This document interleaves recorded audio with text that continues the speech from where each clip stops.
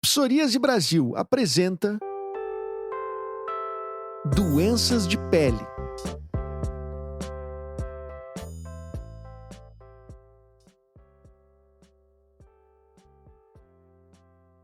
Oi, bem-vindo ao podcast Doenças de Pele, uma produção da Psoríase Brasil. Eu sou a jornalista Ana Paula Dixon e hoje vou conversar com a doutora Maíra Yanhes sobre dermatite atópica nestes tempos de Covid-19. A doutora Maíra está participando de uma pesquisa que já resultou em publicações internacionais e que agora está numa fase de analisar a relação com a dermatite atópica. Ela é médica, dermatologista, com mestrado e doutorado pela Unifesp, Escola Paulista de Medicina, e também é professora da Universidade Federal de Goiás. Doutora Maíra, muito bem-vinda ao nosso podcast. É uma honra recebê-la para tratarmos de um assunto tão importante e dessa pesquisa que a senhora estava comentando aqui nos bastidores, que está inclusive sendo recentemente agora pronta para publicar a questão da dermatite atópica. Obrigada, Ana Paula, obrigada pelo convite. É uma honra para mim estar aqui falando para todos os pacientes. E é uma honra falar também sobre um assunto que eu gosto muito, que é a dermatite atópica e Covid. A gente recentemente uniu 6 pesquisadores, eu e mais 5, né? Além de mim, nós temos o Dr. Hélio Miotti, da Unesp, o Dr. Paulo Criado, do ABC, Paulo Miller Ramos, da Unesp, também a Carolina Tagliari, do Amazonas, e o Dr. Caio Castro, do Paraná. Então, são todos professores universitários, dermatologistas, interessados em pesquisa, cada um com sua área de expertise em doenças imunomediadas, e nós estamos avaliando o impacto do Covid, tanto na dermatite atópica, quanto na psoríase, na urticária, vitiligo, também queda de cabelo, né, que a gente já submeteu um artigo agora, mas esses de doenças imunomediadas, urticária, vitiligo, dermatite atópica, psoríase, esse artigo nós estamos escrevendo agora e nós temos uns dados bem interessantes. Só para situar o pessoal, nós estamos fazendo esse podcast online. A doutora Maíra está na sua cidade, em Goiás, e eu aqui em Porto Alegre, na sede aqui da Psoríase Brasil. E nós estamos no mês de junho, porque pode que a pessoa escute esse artigo já tenha sido publicado, né, doutora Maíra? Então é importante a gente situar também no tempo e no espaço o nosso episódio de hoje. Mas comenta um pouco como é que vocês estão desenvolvendo esse estudo. A gente estava conversando antes de começar a gravação e a senhora comentou justamente que vocês estão nessa análise de dados sobre a questão da dermatite atópica em relação com a Covid, correto? Isso. Então, na verdade, o nosso grupo de estudos antes era menor. Éramos eu, o Dr. Hélio e o Dr. Paulo Miller Ramos. Nós fizemos 3 estudos que foram publicados em revistas internacionais sobre Covid, mas não relacionados à dermatite atópica. E agora nós reunimos mais 5 pesquisadores, né, eu e mais 5, para estudar exatamente essas doenças imunomediadas. E como que isso foi feito? Isso foi feito através de um questionário que nós 6 tentamos e escrevemos, cada um dando o seu palpite específico, de acordo com as suas expertises. E aí, através desse questionário, nós entramos no comitê de ética, foi aprovada a pesquisa, e aí depois de aprovada essa pesquisa, nós conseguimos contato com vários pacientes através de redes sociais, como Facebook, Instagram, WhatsApp, LinkedIn, e grupos também de pacientes, como, por exemplo, grupos de psoríase do Facebook, grupos de dermatite atópica, pacientes que tinham dermatite atópica e tinham grupos de WhatsApp, e a gente conseguiu mais de 6.600 casos de Covid positivo.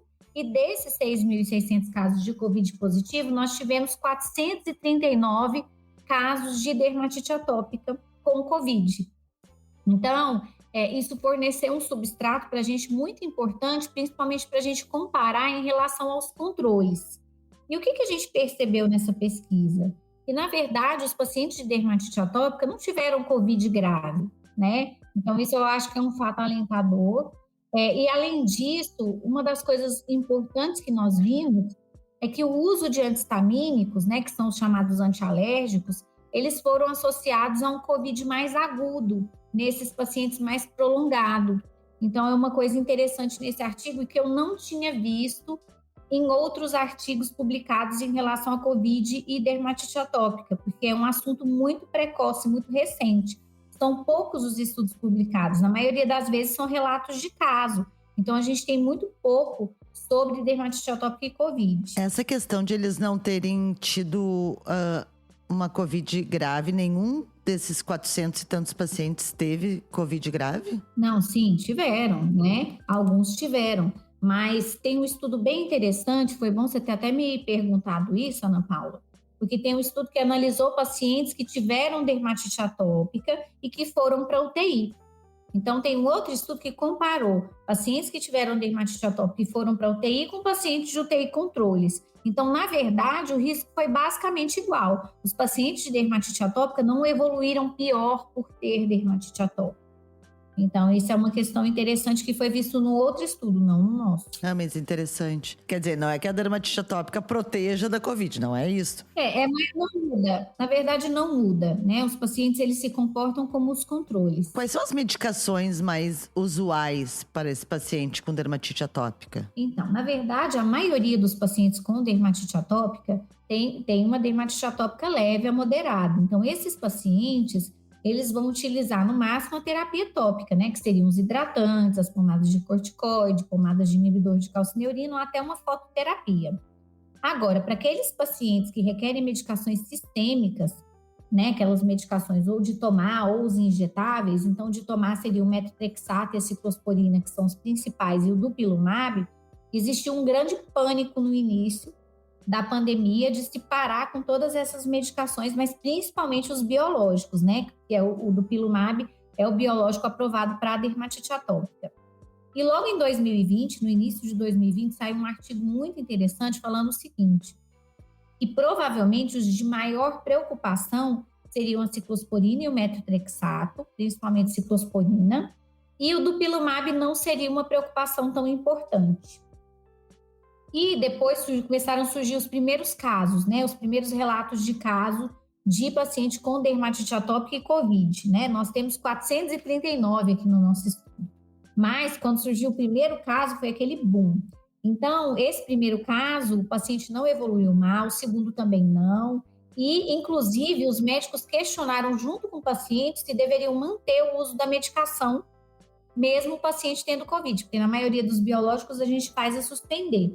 Mas, como esses pacientes também têm asma e essa medicação biológica também melhora a asma, então e a asma é um fator agravante do Covid, então eles decidiram por manter em alguns desses pacientes esses biológicos e não teve um fator de piora importante.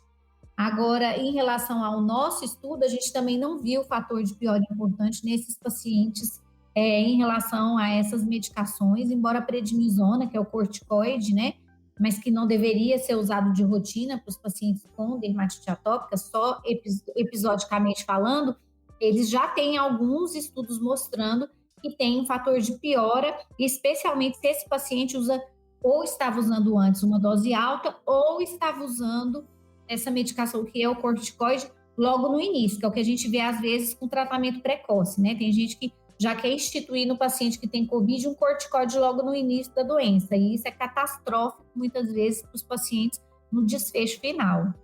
Mas, assim, no geral, essas drogas, e outra coisa importante é que a gente usa o metotrexato numa dose que é menor, por exemplo, no adulto, de 20 miligramas por semana. Então, essa dose parece não influenciar de maneira tão negativa a evolução da doença, assim.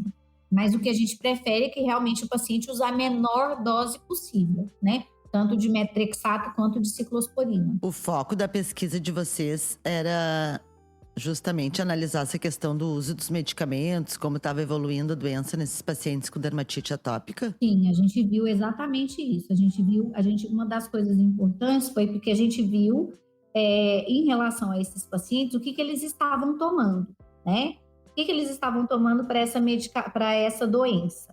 E o que a gente viu? A gente viu que os pacientes que tomavam antihistamínico, que são esses antialérgicos, foram os que evoluíram com Covid agudo mais prolongado. Então, o que a gente viu de positivo na nossa pesquisa foi exatamente isso. Doutora, a senhora comentou que essa pesquisa é inédita, né? Que no mundo não há nenhuma publicação ainda sobre essa relação da Covid com a dermatite atópica? Existe, só que são poucas, muito poucas. Então, a gente tem muitos poucos dados, tanto é que foi muito difícil para a gente avaliar essa questão de comparação, assim, a gente pegar os nossos dados e conseguir comparar com outros dados de outros estudos, porque a gente não tem muito, né? É uma coisa muito difícil da gente ver. Vocês estão em contato com outros pesquisadores internacionais, assim, fazendo trocas de dados ou levando os dados de vocês? Quando a gente fez essa primeira leva, né, de publicações, que foi essa das questões dermatológicas, a gente sim tinha um contato. O Paulo Miller, inclusive, tinha contato com outro pesquisador, que era o Carlos Lambier, que também é um brasileiro, mas que está nos Estados Unidos e é um interessado também dessa questão antiandrogênica em relação ao tratamento do Covid. Então, a gente tinha esse contato com alguns pesquisadores. Tanto é que, nessa primeira leva, um dos nossos coautores era o Andy Goring, né, que é um estudioso de cabelo, né, internacional, americano, e ele fez parte dessa pesquisa junto com a gente. Agora, nessa pesquisa especificamente de dermatite atópica, não. A gente está com pesquisadores puramente brasileiros. E eu digo que são pesquisadores assim, bastante interessados nesse tema e que têm expertises nessas áreas de doenças imunomediadas. E já que a gente está fazendo essa relação, como é que fica a questão do paciente de dermatite atópica em relação à vacina? Existe alguma indicação ou também existe alguma contraindicação para que os pacientes tomem a vacina? Então, quando foi bem no início da pandemia, logo depois de todo o burburinho da gente pensar, nossa, quais medicações fazem mal, quais que não fazem, como que a gente tem que fazer, o European Task Force, que é um conjunto de experts internacionais em dermatite atópica, publicou um artigo falando sobre como a gente deveria orientar esses pacientes. Então, em relação à vacina, esses pacientes devem ser vacinados, né? Agora, existem muitos pacientes que chegam para a gente e falam, olha, eu tenho dermatite atópica, então eu quero vacinar. É uma condição que precisa ser vacinado. Não é, não está dentro das prioridades das comorbidades. Mas, se o paciente ele tomar metotrexato, uma dose mais alta, acima de 20 miligramas, ou ele toma ciclosporina, ou ele toma prednisona, acima de 10 miligramas, ou às vezes até a terapia biológica, então ele tem indicação sim de vacinar. Aí, a nossa pergunta, e a pergunta que a maioria das pessoas se fazem é o seguinte, eu estou tomando metotrexato, estou tomando ciclosporina. Quanto tempo eu preciso esperar para ter uma resposta? Eu preciso parar com a medicação para ter uma resposta vacinal adequada? Então, na verdade, a gente vê muito isso de acordo com o tempo de meia-vida das drogas, mas o que a maioria dos autores orienta é que se deve suspender essas drogas 2, 3 semanas antes da vacina. Aliás, pode-se tomar vacina junto, né? Se for um risco iminente, né? Se precisar de mais, não tem problema. Mas, se a gente for pensar em resposta vacinal, existem alguns autores que acreditam e alguns estudos que mostram que, por exemplo, o metotrexato ele pode dar uma diminuição nessa eficácia vacinal. E que talvez seria interessante a gente suspender por umas 2, 3 semanas antes para poder fazer a vacina. E depois que você faz a vacina, você espera mais 2 semanas para você ter aquela resposta vacinal e aí você voltar com a medicação, tá? Mas você pode, se a doença estiver muito descontrolada, você pode vacinar em vigência do metotrexato, em vigência da ciclosporina? Pode, tá? Isso depende de cada um, tem que ser um caso discutido com cada médico. E além disso, com o dupilumab, parece não haver alteração de resposta vacinal. Então, nos meus pacientes, como o dupilumab é uma medicação que pode ser usada a cada 15 dias, o que eu oriento para esse paciente é tentar vacinar. Ele, por exemplo, utilizou a dose hoje, ele vacina amanhã ou depois da manhã, porque ele tem essa resposta vacinal em 15 dias, aí depois ele toma a vacina daqui 15 dias novamente. A vacina não, a aplicação do dupilumab daqui 15 dias novamente. E esses pacientes de consultório, assim, no dia a dia, a senhora notou alguma diferença desse? Não sei se teve casos de pacientes com Covid, da sua experiência pessoal, logicamente, de uma forma anônima. Como é que deu essa movimentação nesse período que nós estamos ainda vivendo da Covid? Houve uma diminuição das pessoas irem ao teu consultório, uma diminuição da utilização dos medicamentos? O que a senhora indicou aos seus pacientes, que a senhora segue indicando? No começo, sim. No começo, eles não iam no consultório, ficavam com medo, eles paravam com as medicações, mas agora não. Agora o movimento está normal, apesar da pandemia estar em pleno vapor, né? E outra coisa que eu percebi, que eu achei interessante, é que eu atendi muitos pacientes descompensados do prurido, da coceira, da dermatite atópica, quando tinham Covid. Então, eu cheguei a fazer umas 3 ou 4 teleconsultas de pacientes com dermatite atópica, mas que pioraram muito com Covid. Então, porque eles estavam com Covid, eles não podiam comparecer na consulta. E estavam totalmente descompensados, isso tanto crianças quanto adultos. E eu acreditei na nossa pesquisa que a gente ia ter muitos pacientes que iam descompensar com Covid, né? Só que não foi isso que a gente viu na nossa pesquisa com a dermatite atópica. Eles não tiveram pacientes, a maioria, metade ficou na mesma, e acho que uns 30%, 38% mais ou menos, ficaram com uma leve piora ou moderada piora, ou uma piora importante. E outro tanto melhorou. Então, na verdade, assim, eu achei que todo mundo tinha piorado muito. Mas não foi isso que aconteceu. Então, a gente viu que ficou mais ou menos equilibrado. Talvez a gente possa ter pessoas que nos escutando que tenham dúvida o que gera a dermatite atópica. O que é essa doença? Se a senhora conseguir nos sintetizar, assim, para quem está nos ouvindo, explicar um pouquinho em linhas gerais. Então, eu falo que, assim, a dermatite atópica ela é uma doença de fundo alérgico, só que é alérgico genético, né? Ou seja, a pessoa que tem aquela predisposição para ter aquela doença. Existem fatores ambientais que fazem com que essa doença apareça, né? Como, por exemplo, a pele fica mais ressecada pelo uso de por banhos excessivos, sabonete demais, bucha demais, né? Alérgenos no ambiente. Mas, de uma forma geral, existe essa questão genética, essa questão ambiental e uma questão também imunológica. Ou seja, o nosso sistema imunológico trabalha de uma forma desgovernada, disfuncional. E aí faz com que essa doença apareça. E um grande erro que eu vejo muitas vezes dos pais ou até dos mesmos pacientes é que eles acham que é alergia a alguma coisa.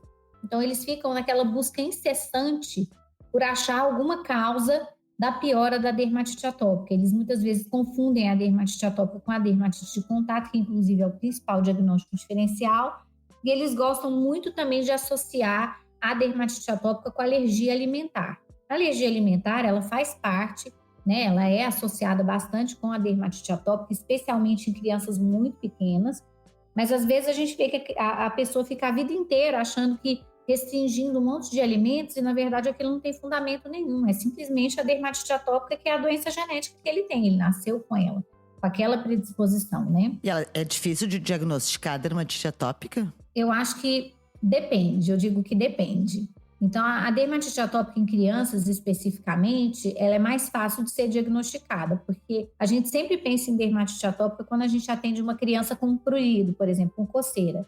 Porque a prevalência, foi publicado um estudo agora, recentemente, pelo Jonathan Silverberg, multicêntrico, em que ele fez uma avaliação de vários países e ele viu que aqui no Brasil 20% das crianças tinham dermatite atópica. A gente acha esse um número muito alto. Tanto é que o Hélio, que é um dos pesquisadores que está envolvido, né, nessa questão, é o cabeça da nossa pesquisa, inclusive envolvido em Covid e dermatite atópica, ele está fazendo um estudo, inclusive, de prevalência Brasil, para analisar esses dados novamente. E uma das coisas que a gente percebe é que na criança, como é muito comum, a gente faz um diagnóstico muito facilmente. Agora, no adulto e no idoso, é muito difícil, muitas vezes, a gente não pensa tanto. E existem mais diagnósticos diferenciais, porque como a prevalência é menor, então a gente tem muitos diagnósticos diferenciais, ou seja, muitas doenças que se parecem. Então, por exemplo, eu já tive um caso de um idoso de mais de 70 anos que ficou 3 anos andando, perambulando por vários consultórios de dermatologistas, de alergistas, reumatologistas, foi para São Paulo, foi para Nova York, era um paciente que tinha um poder aquisitivo muito bom, e ninguém, na verdade, conseguiu fazer esse diagnóstico, porque era uma lesão localizada na face, todo mundo achava que era uma dermatite de contato, inclusive eu. E aí, quando ele teve um acidente, porque ele tomava tanto corticoide por conta própria, que ele fraturou 8 vértebras. ele ficou em casa. E aí eu perguntei para o filho se ele tinha melhorado, porque em casa não tinha como ele ter contato com o alérgeno que ele estava exposto no trabalho. Ele não melhorou, eu decidi entrar com a medicação para ele biológica e ele teve uma melhora 100%. Então, na verdade, como a terapia biológica ela é muito específica, a gente acabou fazendo o diagnóstico através de uma prova terapêutica, ou seja, a gente tratou o paciente, ele melhorou, então realmente era a dermatite atópica mesmo. E no idoso é muito difícil da gente... Então, eu falo que existem casos muito difíceis dentro desse diagnóstico de dermatite atópica. E como a dermatite atópica ela não tem nem o exame, né? Que a gente falou, olha, você vai fazer esse exame e esse exame vai falar para você que você tem dermatite atópica. Então, infelizmente, a gente não tem como delimitar exatamente se o paciente tem ou não dermatite atópica. A gente tem que fazer o diagnóstico baseado em critérios clínicos que são desde a década de 80 que a gente utiliza. Mas por exclusão, imagino eu, pelo que eu estou escutando. Na verdade, o paciente ele tem que ter de 4 critérios maiores, ele tem que ter 3 menores, tem que ter 3, por exemplo. Aí tem vários critérios menores, ele tem que ter 3 também. Então, digo que o paciente ele tem que ter prurido, ele tem que ter coceira, ele tem que ter lesões em topografia específica da dermatite atópica, que seriam dobras de joelhos, cotovelos, um bebê muito pequeno, às vezes face extensora de braços e pernas, rosto, porque varia de acordo com a idade, né, a localização das lesões, e o paciente tem que ter aquela dermatite crônica, né, ou seja, que vai e volta, tem que ter aquela cronicidade e história pessoal ou familiar de atopia, né, porque geralmente a dermatite atópica ela vem associada com outras doenças que a gente chama da via TH2, né, que seriam a rinite alérgica, a asma. Então, essas doenças acompanham geralmente esses pacientes. E voltando para nossa pauta da Covid. O álcool em gel, ele que a gente tem utilizado muito, ou mesmo o álcool 70%, ele prejudica a saúde da pele desses pacientes? Sim, então no início da pandemia, houve muita preocupação com os pacientes de dermatite atópica em relação à higienização excessiva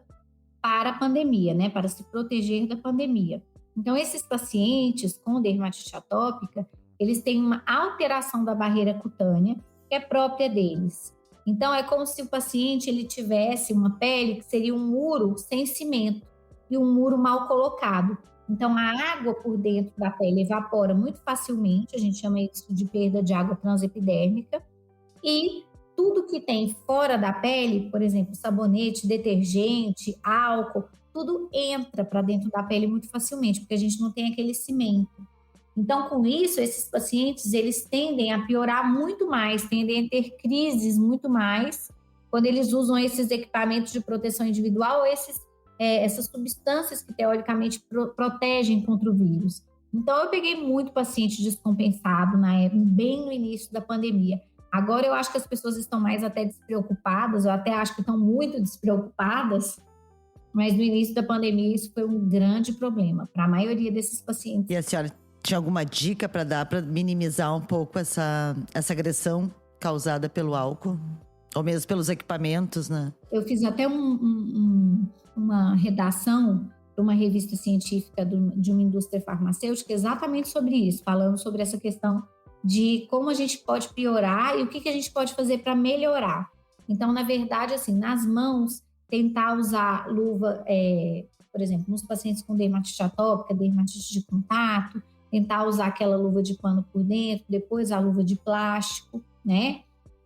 Tentar lavar as mãos, mas logo depois de lavar as mãos, passar bastante hidratante, né? Hidratante principalmente com substâncias impermeabilizantes, como, por exemplo, silicone para fazer uma proteção na pele.